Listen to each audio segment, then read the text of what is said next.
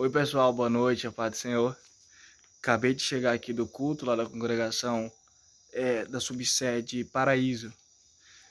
Mateus capítulo 7. Mateus capítulo 7 é o meu capítulo que eu vou trazer hoje o resumo para vocês. E Mateus capítulo 7, senhoras e senhores, ele é bem interessante porque ele traz alguns aspectos da própria personalidade de Cristo. Exatamente. Mateus, o escritor, o apóstolo Mateus, quando foi escrever, ele escolheu dar algumas faces em diferentes momentos em um só discurso. Ou seja, ele meio que filtrou algumas coisas que aconteceu no discurso e as escreveu. Não escreveu o discurso por inteiro. As escreveu as principais doutrinas, tais quais. Logo no 5º versículo já diz assim: hipócrita. Primeira palavra do 5º versículo de Mateus 7. Hipócrita. Tira primeiro a trave do teu olho, e então cuidarás em tirar o arqueiro do olho do teu irmão. E só para constatar, Jesus chama de hipócrita aquele que no versículo 1 do capítulo 7 julga, mas não quer ser julgado com o mesmo juízo que ele julgou. Ou seja, a régua que ele usou para julgar o próximo, ele não quer ser julgado, ele não pode ser julgado. Esse é hipócrita. Você vai ver, então, essa primeira face. O primeiro versículo já fala sobre tomar cuidado com o julgamento, porque do mesmo modo que você julgar, será julgado. Então, a metodologia de julgamento para Jesus era uma metodologia em que você se considera no lugar de perdoar. Ou seja, antes de promover um juízo bem conciso, um juízo bem amplo, você tem que primeiro perdoar. E no versículo 6, Jesus vai te dar uma ideia sobre seletividade, você ser mais seletivo com pessoas.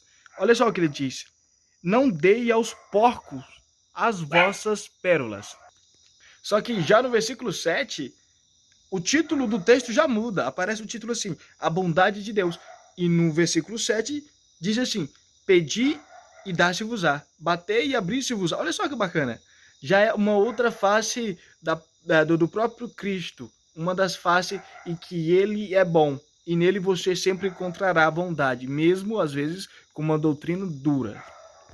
Já no versículo 12, Jesus, com seu pensamento e sua filosofia sempre refinada, no versículo 12 ele fala: portanto, tudo o que vós quereis que os homens vos façam, fazei-lo também vós, porque esta é a lei e os profetas. Então, ele te aponta um caminho, e sempre quando Jesus faz isso, acredite, vai na dele. O caminho que Jesus te aponta é sempre o melhor.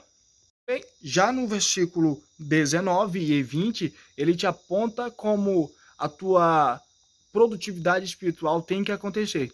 Tem que acontecer, e isso é uma coisa séria. Porque lá, aqui no versículo 20, ele fala: toda árvore que não dá bom fruto, corta-se e lança ao fogo. Portanto, se você não der bom fruto, meio que você vai ser cortado. Bem, você entende isso com a intensidade que você quiser, mas eu entendo que se eu não der bons frutos espirituais, eu não sou excelente o suficiente para Deus me dar o que eu tanto peço. E ele também nos ensina a não se preocupar com isso, pois tudo o que você buscar há de receber, porque ele é bom. E então, quando você chegar no fim da caminhada, versículo 20, está escrito: portanto, pelos seus frutos os conhecereis.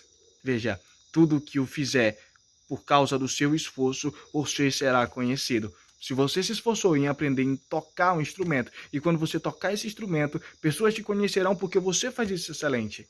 Se você se dedicou em cantar e você canta bem, pessoas te conhecerão porque você canta bem.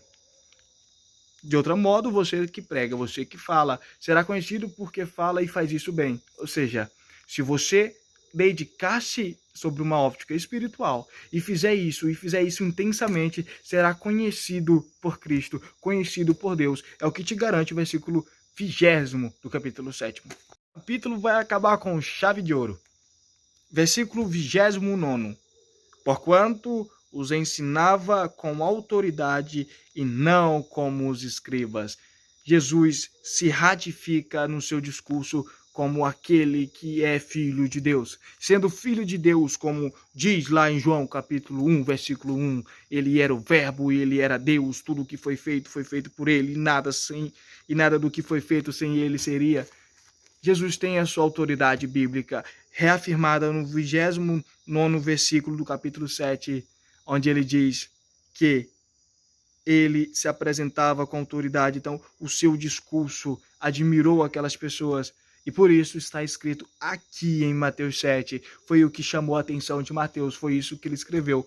O Evangelho de Mateus é um dos melhores, só não é o melhor porque não dá para escolher o melhor. Mateus escreve de um jeito, Marcos escreve de outro, João escreve de uma forma sensacional. Aí vem Lucas e consegue fazer melhor do que eles tudo. É uma coisa incrível. Tá bom, aqui eu encerro meu vídeo. Boa noite para vocês. Durma com Deus.